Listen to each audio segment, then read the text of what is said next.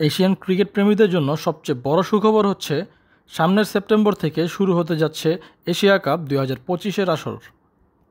এবারের এশিয়া কাপটি একটু ভিন্ন হতে যাচ্ছে। অন্যান্য সময় এশিয়া কাপ পরিচালিত হয় ওয়ানডে ফরম্যাটে, কিন্তু এবারের এশিয়া কাপ হতে যাচ্ছে টি-20 ফরম্যাটে। এশিয়া কাপের আগে বাংলাদেশ দলের মনোবল শক্তিশালী বলা চলে। কিছুদিন আগেই বাংলাদেশ দল পাকিস্তান দলকে টি-20-তে হারিয়েছে। তাছাড়াও ফিটনেস নিয়ে বাড়তি মনোযোগ দিচ্ছে বিসিবি। গত 6ই আগস্ট শুরু হয় বাংলাদেশ দলের ফিটনেস ক্যাম্প। বাংলাদেশের এশিয়া কাপ স্কোয়াড কিছুদিনের মধ্যেই ঘোষণা হবে, কিন্তু সম্ভাব্য একাদশ সম্পর্কে খুব সহজেই আন্দাজ করা যায়।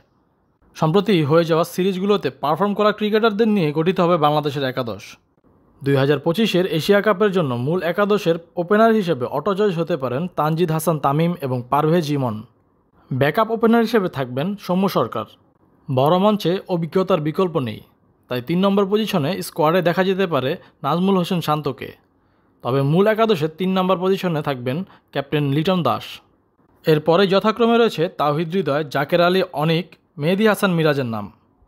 দলের স্পিন ডিপার্টমেন্টের দায়িত্বে থাকবেন রিশাদ হোসেন এবং শেখ মাহাদি, সাথে থাকবেন মেহেদী হাসান মিরাজ। পেস ইউনিটে থাকবেন মুস্তাফিজুর রহমান, তাসকিন আহমেদ, তানজিম সাকিব, শরীফুল ইসলাম এবং নাহিদ রানার নাম। আশা করা যায় এশিয়া কাপের 2025-এর আসরে বাংলাদেশ দল সম্পূর্ণ ভারসাম্যেই থাকবে। ক্রিকেটে কোনো ইমোশনের জায়গা নেই, এর জ্বলন্ত প্রমাণ পাকিস্তান ক্রিকেট দল।